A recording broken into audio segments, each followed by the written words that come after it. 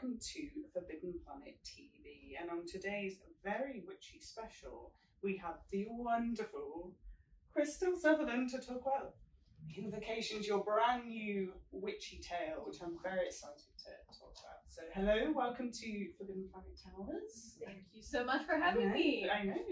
We're in a different office today, but all the books are here, so that's the main thing. That's the main thing. And weirdly enough, I was just saying to my colleagues as well before, obviously, many moons ago, I did your first book launch in the UK. You did. Queen's Park. Queen's Park Books. A lifetime ago. Oh my god, I know. So whenever, obviously with this and with House of Hollow, I was just so excited that we could kind of do stuff and stuff. Yeah. So what made you get into your witch era? Oh, I've been in my witch era for basically my whole life, but this was just like a homecoming. So I get asked the question a lot because the book that I launched at Queen's Park, very different to this book, yes. Chemical Hearts. It's kind of a teen heartbreak story, and then this one is about a supernatural serial killer. Different vibes. And people ask me about that shift from kind of contemporary YA to this kind of like much more like gothic horror.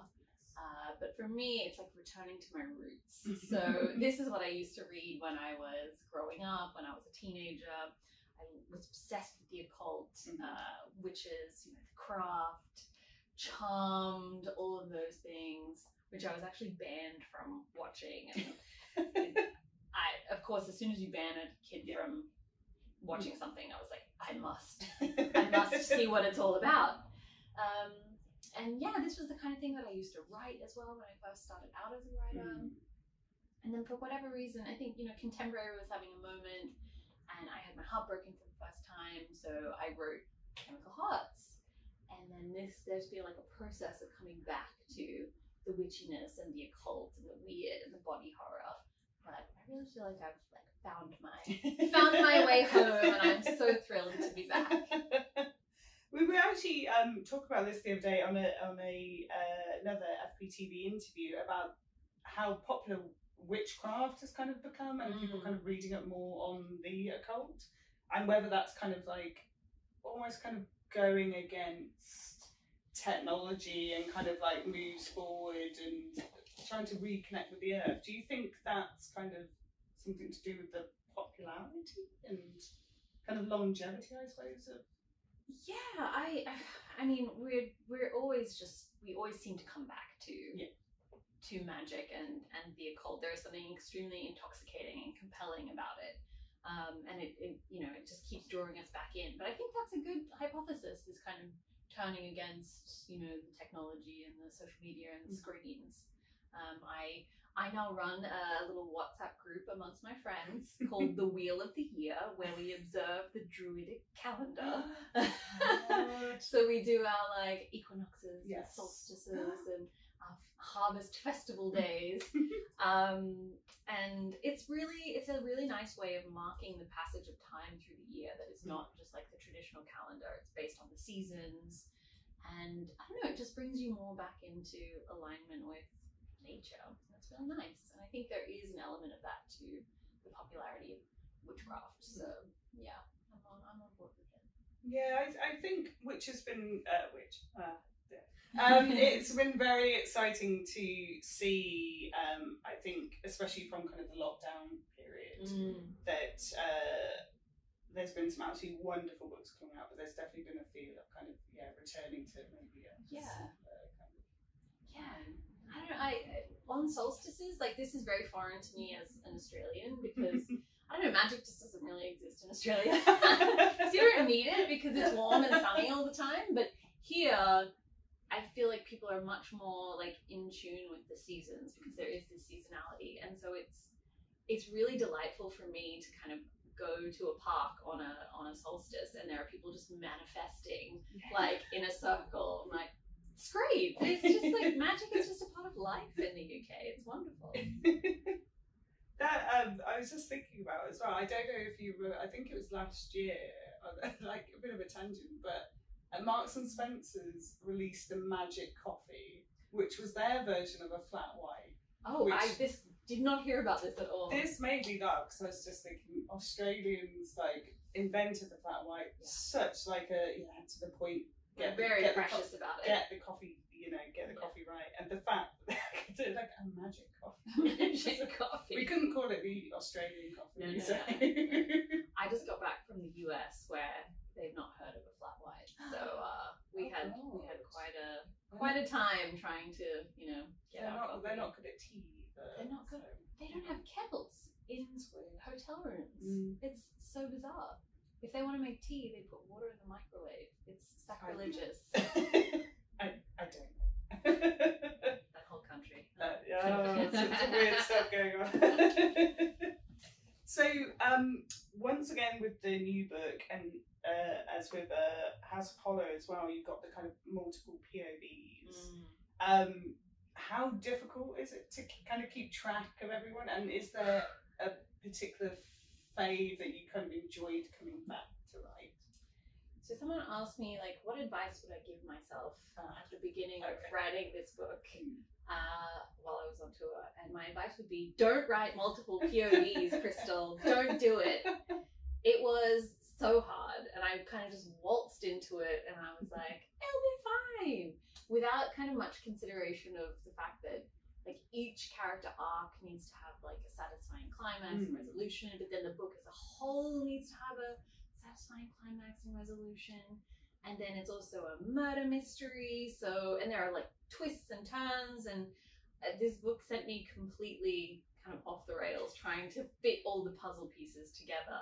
At the end of the writing of it, I had all of these kind of whiteboard sticky things all over my walls with just like random scribbles and like questions and post-it notes, and it looked like the wall of a serial killer, like a murder wall. And it just took so long to get all the pieces in place so that it all unraveled the way that I wanted it to. That being said, it was fun to write from multiple different perspectives, and my favorite character has to be Jude Wolf. She's just, I describe her as like a swashbuckling pirate in the body of a teenage girl. She's just bombastic and larger than life and devil may care, and she was a lot of fun just to like throw into any scene where she just kind of explodes everything. Yeah. She's such an interesting character, because when you start reading Jude, I didn't like her. Yeah. You're just like, oh god, I know this person. I don't know. And then like her story arc, and just at the end, I was just like, actually, she's got a tough outer exterior, I think, and once you crack it open, you see that there's a lot of vulnerability there. Yes. Yeah, definitely. And I think as well, especially at the end, kind of the way you pulled everything together, because like you said, there is an element of this person's over here and this person's doing this over here, and the fact how do these come together? Seamlessly. Oh, thank you. So with the looking a bit more at the characters now, so you've obviously mentioned Jude and the kind of I suppose we can, too many spoilers, kind of the idea of curses and like failed curses and the kind of the effect that it can have on the body. So you're kind of, I suppose, the magic in this world, everyone kind of pays a significant price to wield it. Yes. So how did that kind of element come along, the fact that obviously the only women can be witches as well? The inspiration for the magic system actually came when I was on tour for Alchemical Hearts. So 2016, I was in Bath, and I went to the old Roman baths while I was there. And then, I don't know if you've been to the ruins there, but there is a particular cabinet where they have pulled out all of these leaden curse tablets. So these little pieces of lead that were like hammered thin as paper, and you would take it to your local cursewriter, and your cursewriter would write some kind of, curse against the person who stole your sandals. They're all very petty, which is hilarious. It's like, I curse the person who stole my sandals, may their skin forever burn.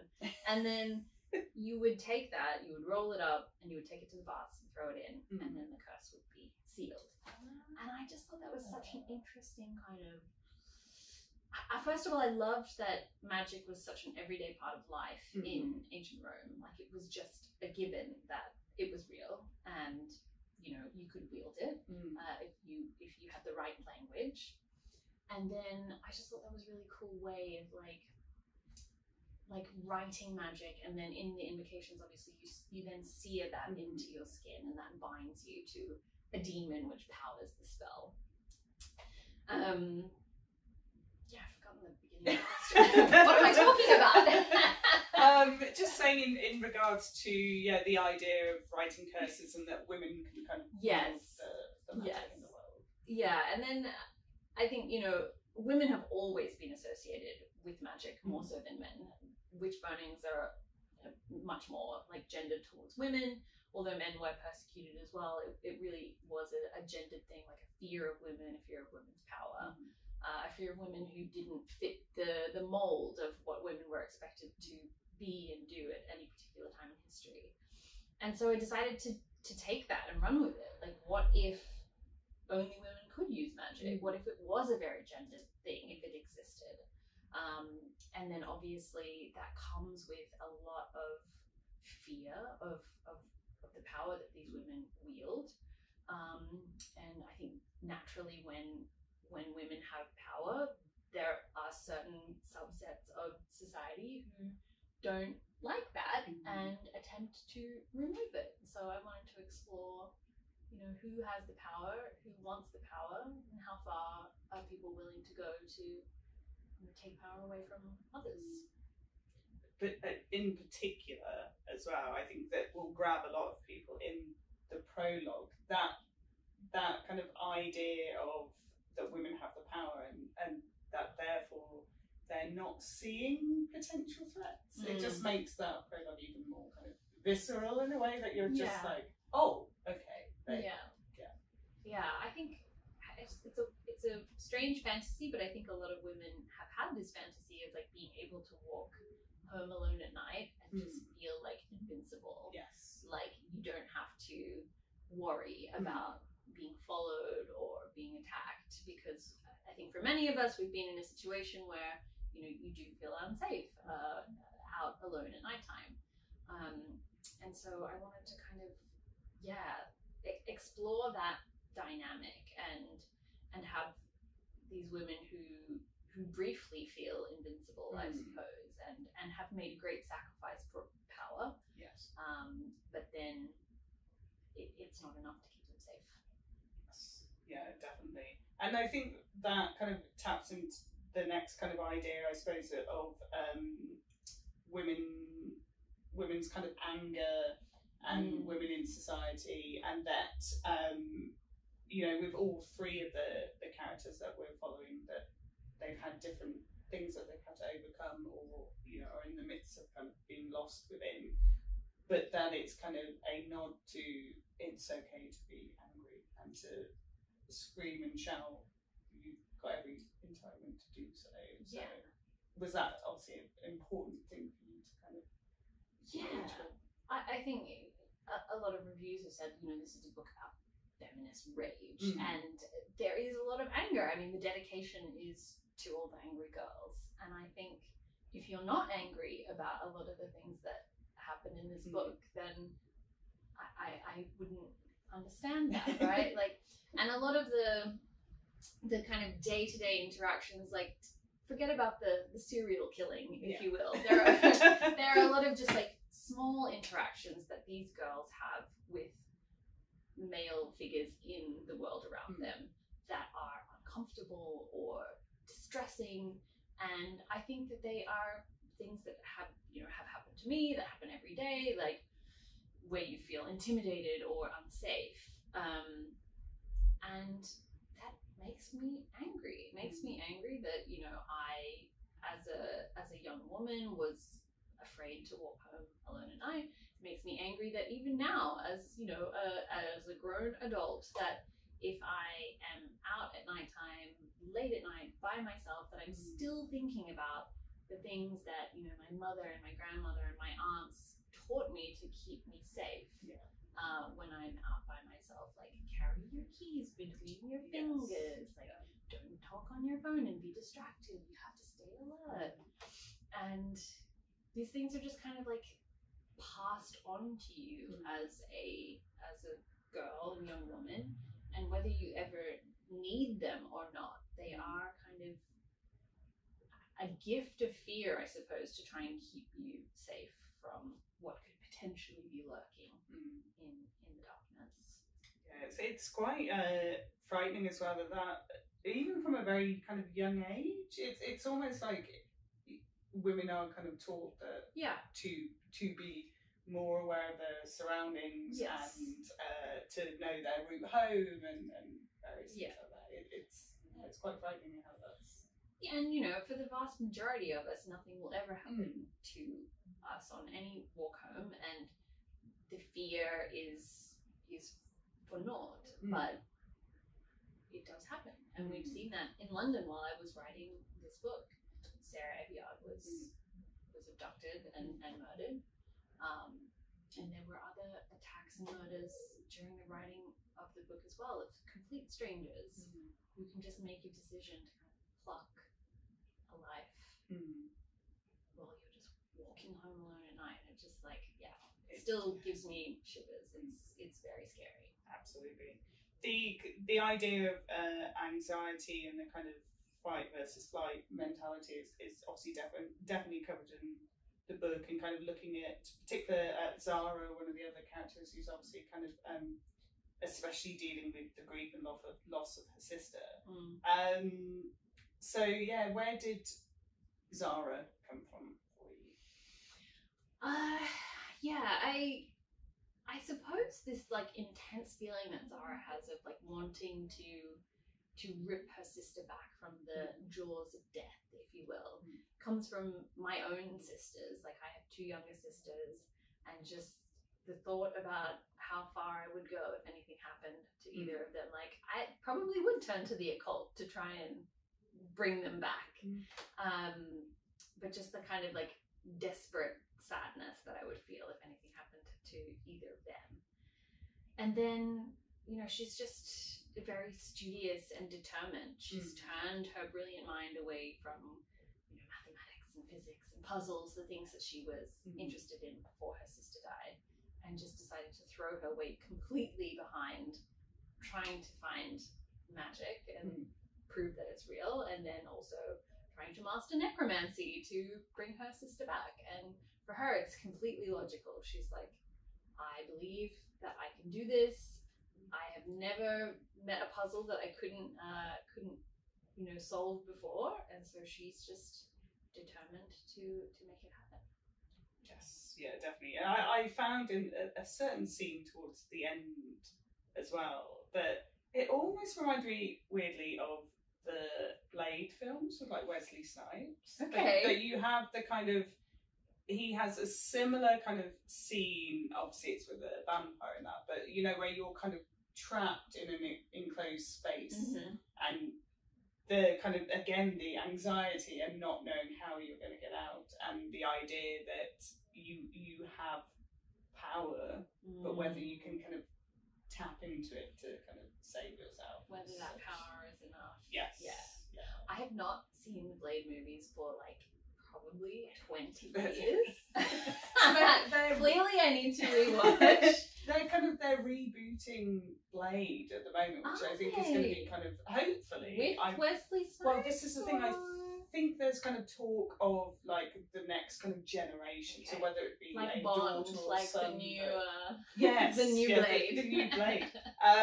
But there is kind of, I think a lot of those things, and like obviously mentioned things like Charmed and stuff before. There are a lot of those films and TV series that dealt with witchcraft and vampires and the occult and things like that in the kind of 90s and noughties that have really stood the test of time. Yeah, and I think that's probably like deeply embedded in my brain, and where a lot of this comes from is that I was consuming that at such a kind of pivotal time in my life.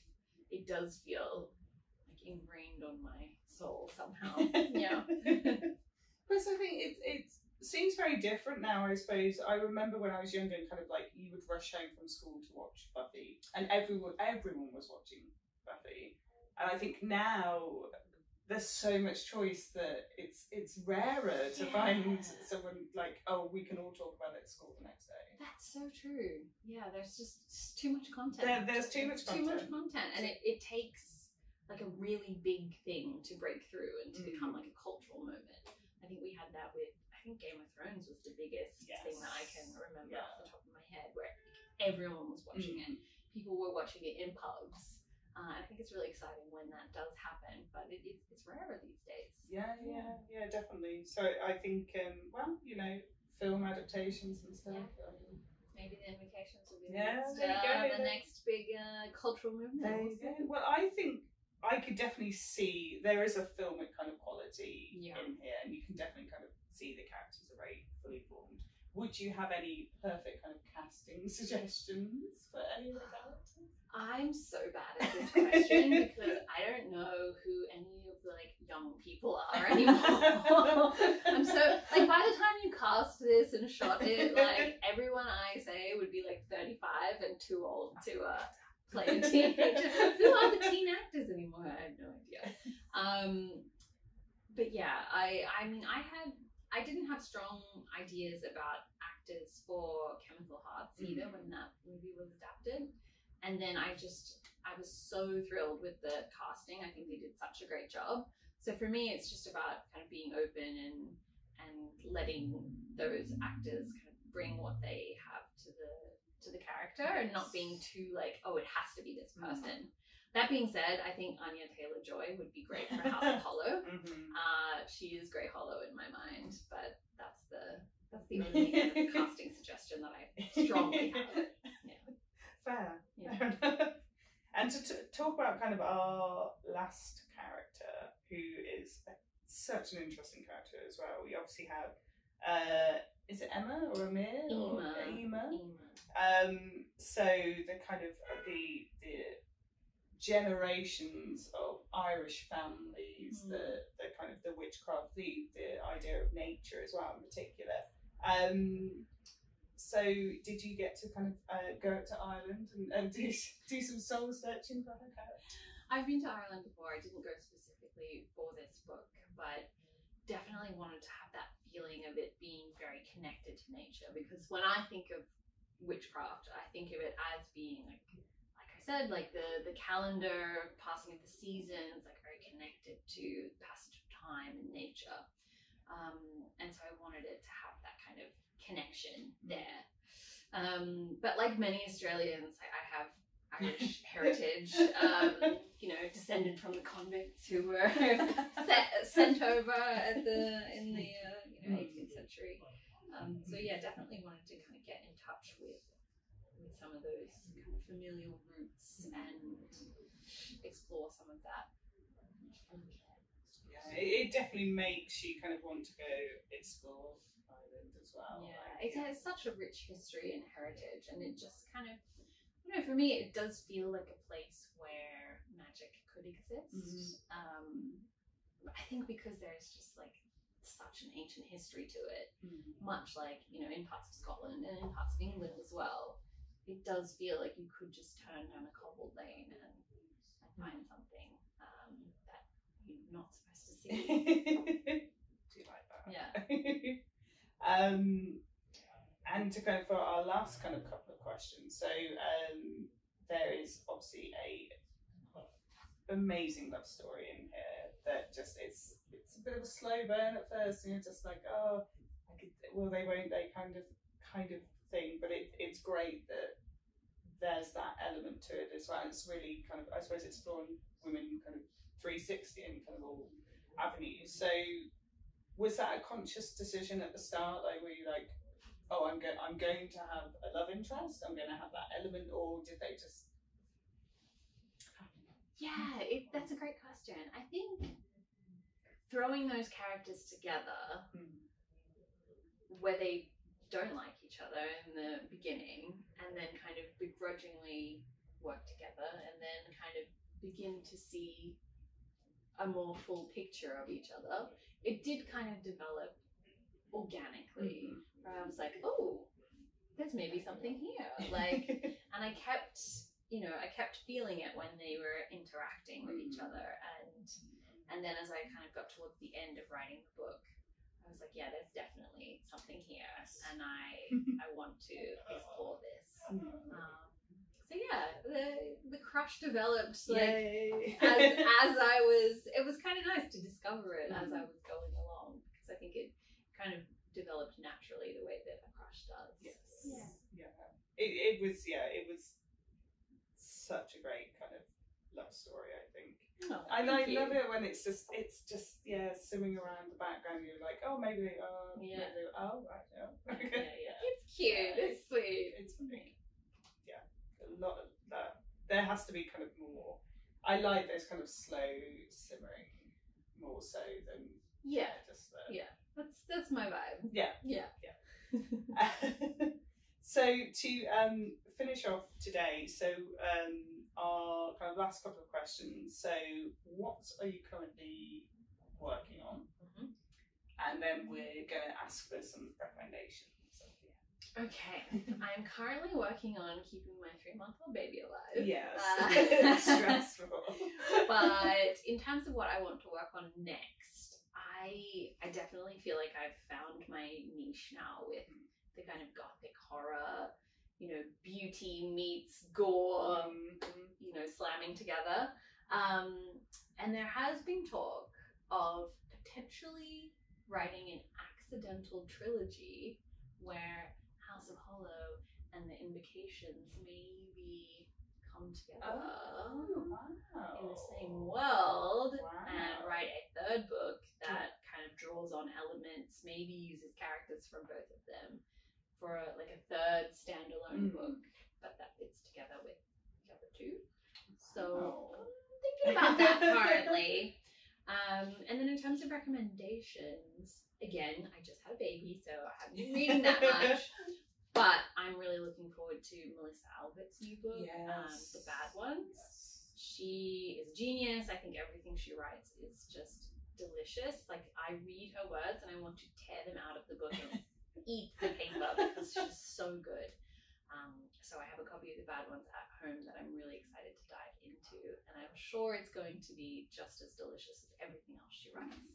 I literally just received mine this morning. I think Nina sent one over. Oh yes, exciting! Yes. Well, let's both read it and then we can discuss because she's brilliant. Oh, I'm very excited for this. It does sound incredible. And I know I mentioned kind of off camera, but I think you might really like Rachel Harrison if you haven't read her horror, because it's so kind of feminine and kind of friendships and relationships and stuff. But her most recent one, Black Sheep, is a woman returning back to her family for like a family wedding, and she hasn't been back for years, and it's all the kind of weird stuff that happens. I mean, I have chills already. It's just such a great setting for a horror book. It's such a good book. So it's kind of like New York and then like Jersey based and stuff. It's very. I think I'm going to be reading that very soon. It's very good. But yeah, thank you, Krystal, obviously, for joining us today. We're going to sign all these books and then they'll be available for people in all of our stores and our website, so you can kind of pre-order now and we'll send them out as soon as we sign them, basically. But yeah, thank you so much for joining us today. We'll see everyone soon. Bye. Bye. If you're enjoying watching Forbidden Planet TV and you're enjoying watching us talk to the world's most interesting and accomplished filmmakers, authors, artists, musicians, creators, subscribe right here. See you soon.